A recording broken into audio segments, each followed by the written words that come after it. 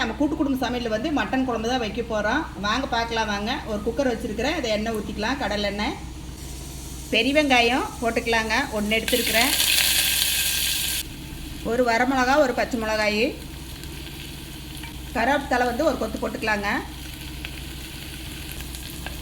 ஒரு தக்காளி பழம், இஞ்சி பூண்டு பேஸ்ட் போட்டுக்கலாங்க.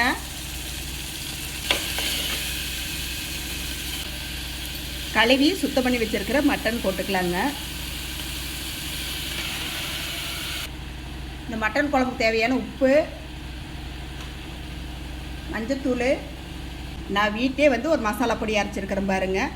சீரகம், மிளகு, மல்லிங்க, வரமிளகாய், சோம்புங்க, பட்டை, கிராம்பு இதெல்லாம் போட்டு நான் வந்து அரைச்சி வச்சுருக்க ஒரு மசாலா பொடிங்க. இது வந்து போட்டுக்கலாங்க.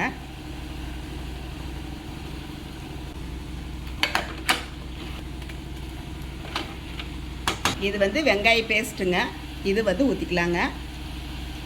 நான் வெங்காயத்தை வந்து வணக்கி அரைச்சி பேஸ்ட் ஆக்கி வச்சுருக்கிறேன்.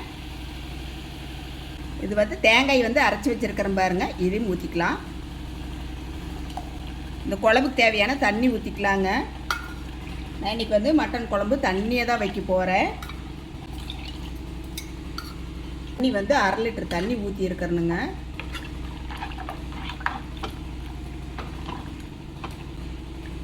இந்த அளவுக்கு வந்து தண்ணி ஊற்றி இருக்கிறேன். நான் குக்கர் மூடி வந்து ஒரு 5லேருந்து 6 விசில் விட போகிறேங்க.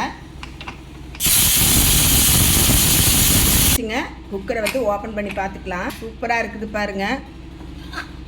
கமன்னு மட்டன் கொண்டி குழம்பு ரெடி ஆயிடுச்சு பாருங்கள். மல்லித்தலை போட்டுக்கலாங்க. கமன்னு மட்டன் தண்ணி குழம்பு ரெடி ஆயிடுச்சுங்க. எல்லோரும் வாங்க சாப்பிட்லாம் வாங்க. நீங்களும் உங்கள் வீட்டில் செஞ்சு சாப்பிட்டு பார்த்துட்டு எப்படி இருக்குன்னு சொல்லுங்கள். எங்கள் வீடியோ பிடிச்சிருந்தா லைக் பண்ணி ஷேர் பண்ணுங்கள். நன்றிங்க.